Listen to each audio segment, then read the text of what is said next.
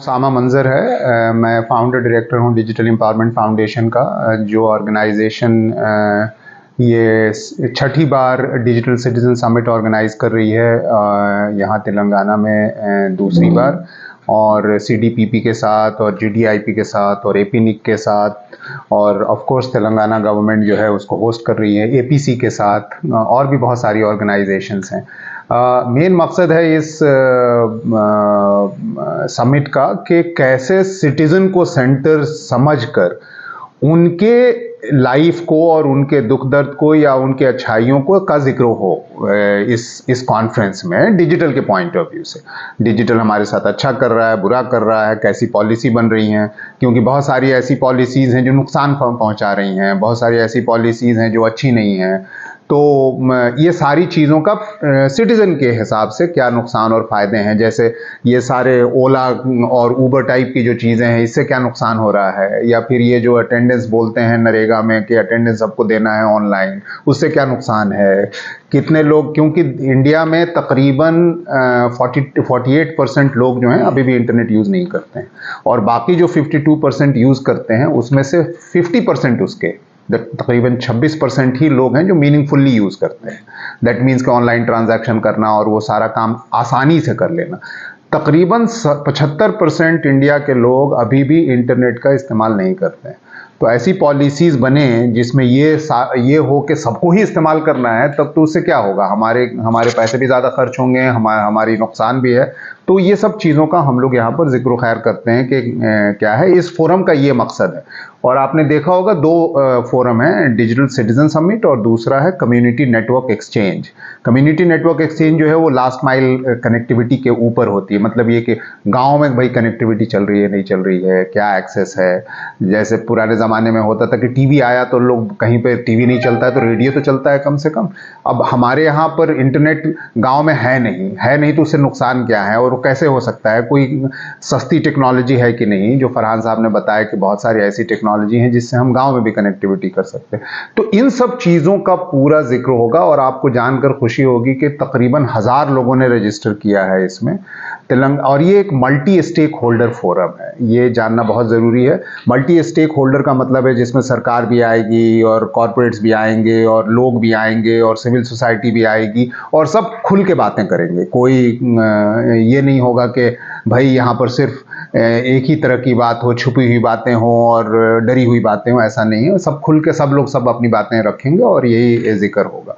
इसमें 3 चीज़ बहुत ज़रूरी है जो मैं कहूँगा इस बार CNX और DCS में, कि हम लोग इस बार इस बात का बहुत जिक्र करेंगे कि भाई ये प्रोग्रामिंग से, एल्गोरिदम से और AI से, ये नई टेक्नोलॉजी से क्या कुछ नुकसान भी हो रहा है हमें या नहीं हो रहा है।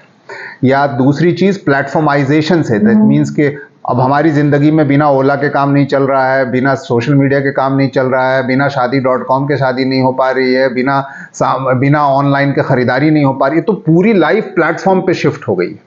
तो इससे क्या नुकसान है या इससे क्या फ़ायदे हैं, इसका भी हम लोग ख़ास जिक्र करेंगे। तो ये 2 चीज़ें बहुत इंपॉर्टेंट है जो हम जिक्र करेंगे, और वहाँ पर ऐसे लोग भी आएंगे जिनको डेटा की वजह से या एल्गोरिथम की वजह से नुकसान पहुँचा है।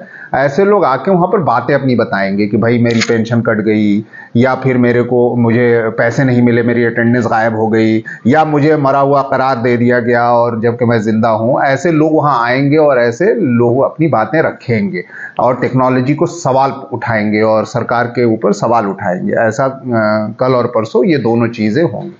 तीसरी बहुत इंपॉर्टेंट चीज़ होगी जो एक ख़ास टेक्नोलॉजी हम लोगों ने बनाई है फरहान साहब की मदद से, कि एक गाड़ी होगी, there will be a vehicle which will work on 5 technological interventions.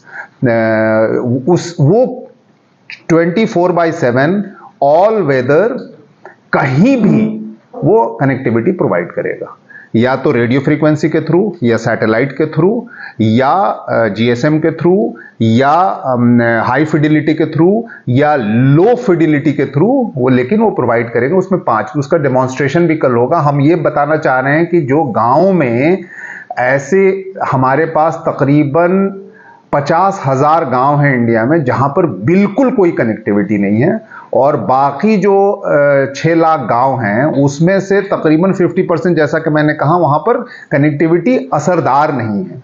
और दूसरी चीज़ ये कि आपने देखा होगा डिज़ास्टर में कम्युनिकेशन नहीं हो पाते हैं, तो ऐसी जगह पे कनेक्टिविटी कैसे लेके जाया जाए उसका हम कल ख़ास डेमॉन्स्ट्रेशन करेंगे। तो हम आप लोगों के ज़रिए लोगों तक पहुंचाना चाहते हैं कि कल आएँ और देखें कि कैसी टेक्नोलॉजी से हम ऐसे लोगों को कनेक्ट कर सकें जो गरीब हैं, पिछड़े हैं और दूर हैं और नहीं हैं। और दूसरी चीज़ टेक्नोलॉजी के नुकसानात क्या हैं इंसानियत पे, और तीसरी चीज़ कि कैसे हम सब मिलके इसके ऊपर काम करें। राइट फ्रॉम तकरीबन 15 कंट्री से लोग आ रहे हैं। There are people delegates coming from 15 countries and out of them about 4-5 countries coming from GDIP countries. GDIP is operational in more than 20-30 countries all over the world. And they work on affordability and the technological policy and telecom policies and all that कि कैसे how people pay less to get connectivity or something like that. So there are a lot of people coming. Kyrgyzstan के साहब पीछे बैठे हैं, Philippines के साहब भी पीछे बैठे हैं. There are people here from all over the world. So thank you very much for taking our attention and trying to make our voice reach to the world. Thank you. कैसे ले सकते हैं, वो सिर्फ वही मैंने कहा, वो सिर्फ बिजनेस की बात है, वो सिर्फ कंज्यूमर के लिए है। लेकिन एक आपके सेम सवाल जो है आपका, I mean the question that you are asking that what is the new technology or anything that can enable maximum reach of the internet, तो इसमें टेक्नोलॉजी का सवाल ज्यादा नहीं है. It's not too big a technological issue, it is a policy issue. Policy issue यूं है कि जैसे सरकार क्लेम करती है कि 1 लाख 1.5 लाख तकरीबन पंचायत ऐसे हैं, 2.5 लाख पंचायत में से जहां पर उन्होंने ब्रॉडबैंड पहुंचा दिया है, क्लेम करते हैं. लेकिन आप जाके चेक कीजिएगा तो वो चलता नहीं. तो ये वैसे ही है, सड़क की तरह है. हमने सड़क बना दिया है लेकिन उस पर गाड़ी चल नहीं पाती है. तो मसला जो है वो क्वालिटी का है, मसला जो है वो हैपनिंग का है, या मसला जो है वो कारकर्दगी का है. मसला ये नहीं है कि टेक्नोलॉजी अवेलेबल नहीं है. ये सारे टेलकोज जब हमें कनेक्टिविटी दे रहे हैं तो फिर गांव में क्यों नहीं दे सकते भाई? BSNL जब हमें दे रहा है तो वहां क्यों नहीं दे सकता? वहां पर खर्चा आप बोलते हैं ज्यादा लगता है क्योंकि यूजर कम है, यहाँ पर यूजर ज्यादा है. लेकिन आप जहां लगा दिए वहां भी ठीक से नहीं चलता है. सो इश्यूज बहुत, यही सारी इश्यूज हम बात करना चाह रहे हैं. और हम ये कह रहे हैं कि जब तक कनेक्टिविटी पूरी नहीं पहुंच रही है, कम से कम ऐसे उसूल तो मत बनाओ जिसपे ये लिखा हो कि सिर्फ डिजिटल से ही काम होगा. बात करें तो इंजीनियर था ना, आपका करारदाद रेजोल्यूशन पास करके गवर्नमेंट के पास वो सब हाँ, वही होता है, वही करेंगे. अगले 2 दिनों में यही करेंगे. पिछले साल भी हुआ था पूरा एक प्लान बना करके, और जो रोड मैप है, future road map, just tell them. Sonia ji भी इंटरनेशनल कुछ एग्जांपल देंगी, यू कैन गो अहेड. है, और मैं पत्रकार हूँ और सरकार में भी काम कर चुका हूँ, मीडिया एडवाइज़र के तौर पर प्राइम मिनिस्टर के ऑफिस में, और ये जो और अपना प्लेटफॉर्म भी चलाता हूँ न्यूज़ का. और ये जो पूरा का पूरा जिसके आज बात हम 2 दिन अगले में करेंगे, उससे मैं बहुत शुरू से जुड़ा रहा हूँ. और साथ ही ओसामा साहब जो डिजिटल एम्पावरमेंट फाउंडेशन है, उससे कोई 20 साल पहले से हम लोग साथ में काम करते रहे हैं. और ये जो समिट ये हो रही है, इसका जो एडवाइजरी बोर्ड है उस पर भी मैं शामिल हूँ. तो इन्होंने बात की AI की, तो AI के बारे में तो यही है कि बड़ा शोर सुनते थे सीने में दिल का, तो जब ख़त्म हुआ तो कतरा निकला खून का. तो AI का ये है हाल. आपको मैं बताऊं कि ये सब चीज़ों के बारे में हम बात करेंगे अगले दिनों में, कि जिस मुल्क में सिर्फ आप समझ सकते हैं 40% लोग ये जानते हैं कि कैसे आप इंटरनेट का इस्तेमाल करते हैं. नेशनल सैम्पल जो NSSO जो है, सैम्पल सर्वे ऑर्गेनाइजेशन, उसका जो नया डेटा है आप लोग सब पढ़ें उसे. तो उसमें साफ साफ ये है कि मध्य प्रदेश में सिर्फ 31% लोग जिनकी उम्र 15 साल से ज़्यादा है वो ईमेल का इस्तेमाल कर सकते हैं. और बिहार में ज़्यादा इस्तेमाल है. यूपी में सिर्फ 34% लोग इस्तेमाल कर सकते हैं. और यूपी, और अगर आप मध्य प्रदेश को देखें तो ये बड़े मुल्कों के समान है. यूपी की जो आबादी है वो ब्राज़ील से ज़्यादा है. तो आप समझ सकते हैं कि बहुत बड़ा तबका हमारे मुल्क का जो है वो इस सब तक अभी तक नहीं पहुंच पाया है. और उस पर तुर्रा ये कि सरकार ने कोई 1700 ऐसे ऐप बनाए हुए हैं जिसमें कि आपका जन्म मरण जो रजिस्ट्री होती है वो, आपका जो ड्राइविंग लाइसेंस है वो, आपका जो राशन है वो, इन्होंने बात की मनरेगा है वो सारी चीज़ें अब ऐप के ऊपर जा रही हैं, प्लेटफॉर्म के ऊपर जा रही हैं, तो जब आपके पास में वो सलाहियत ही नहीं है तो कैसे मुल्क के जो लोग हैं, और ख़ासकर जिसके बारे में सोनिया कह रही थी कि जो गए गुजरे लोग हमारे मुल्क के हैं, वो कैसे इन चीज़ों को पा सकते हैं। तो उसका असर ये हो रहा है कि जिनके पास में सलाहियत है वो पैसे बना रहे हैं, स्टॉक मार्केट में हैं, वो बिटकॉइन करते हैं क्योंकि उनके पास सलाहियत है। तो हमारे मुल्क में इस तरह से सिर्फ डिजिटल जो हमारी जो गैर बराबरी है, उसकी वजह से हमारी जो आर्थिक गैर बराबरी है वो लगातार बढ़ती जा रही है। ये सबसे बड़ी इसमें समस्या है। और दो हिंदुस्तान जिसकी हम बात करते थे, वो अब उसमें यह है कि एक हिंदुस्तान ऊपर बड़ा छोटा सा रह गया है, जिसकी कि कुल आबादी आप समझ लीजिए तो 2 मिलियन के आसपास है। रोमानिया की जो पर कैपिटा इनकम है, इस हिंदुस्तान की पर कैपिटा इनकम उतनी ही है, कोई $20,000 के आसपास। बाकी जो हिंदुस्तान है उसका कंपटीशन वो बांग्लादेश से और कंबोडिया से है। तो ये जो बराबरी है इसे ख़त्म करना है, डिजिटल इक्वलिटी की बात है, इसको हमें लाना है, इसके ऊपर हम सारी ये चर्चा करेंगे। और दूसरी बड़ी बात ये है कि जो रेगुलेटरी सिस्टम है, इसको हम कहते हैं, जो सरकारें बनाती हैं, नए नए कानून बनाती हैं। अभी आपने IT एक्ट के बारे में सुना होगा, अभी सुप्रीम कोर्ट ने उस पर थोड़ा रोक लगा दिया है। तो एक वो भी बहुत बड़ा चैलेंज, बहुत बड़ी चुनौती है कि आप कैसे, जो सरकारें हैं उनकी समझ में कुछ नहीं आ रहा है। और दूसरा ये है क्योंकि सरकारें और जो कॉरपोरेट हैं वो चाहते हैं कि हर एक जो सिटीज़न है वो कंज्यूमर बन जाए, ठीक है। तो सिटीज़न जो है वो अलग है, कंज्यूमर अलग है। सरकारें और कॉरपोरेट वो सिर्फ कंज्यूमर को एड्रेस कर रहे हैं, और ये जो बिसात यहाँ बैठी हुई है ये सिटीज़न को एड्रेस कर रही है। क्योंकि सारे सिटीज़न जो हैं उनसे हमारी कोशिश है कि उन सब तक जितनी भी अच्छी चीज़ें हैं ये पहुंच सकें, जैसे कि दूसरे ममालिक में ऐसा देखा गया है। तो इस पर 2 दिन बात चलेगी और आप लोग आइए, उसमें शामिल होइए, सवाल कीजिए, आपके पास जो सवाल हो, सरकार के खिलाफ हो, सरकार की बड़ाई में हो, सिविल सोसाइटी के खिलाफ हो, किसी की कुछ हो, अब वहाँ आइए, अपनी बात रखिए, सवालों के जवाब पाइए। जो कोई, जब तक हम सवाल नहीं करेंगे तब तक हमको जवाब उनके नहीं मिलेंगे। तो अगले 2 दिन इस सवाल जवाब का दौर है और आप उसको घर घर तक पहुँचाइए, यही इसमें सबसे बड़ी बात होगी। बहुत बहुत शुक्रिया। 2 दिन तक आपसे मुलाकात होगी, तब बैठ के और बातें करें। I'm Sonia George. I'm the Executive Director of the Global Digital Inclusion Partnership that Amir mentioned. Thank you for the introduction. And we're very, very honored to be one of the partners here at the Digital Citizen Summit, as well as the Community Networks Exchange track of the conference. For us, it's really important to be here for a couple of reasons. One, because India, as you know, is a very important country for everyone around the world, for everyone to be connected equally, and for all Indians to be included in digital economies and digital societies.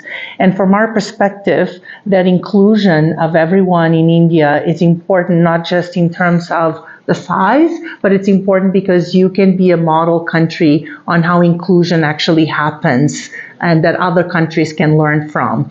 Right now, you still have a lot of work to do. So there's a lot of people, as Farhan was saying, that are not connected.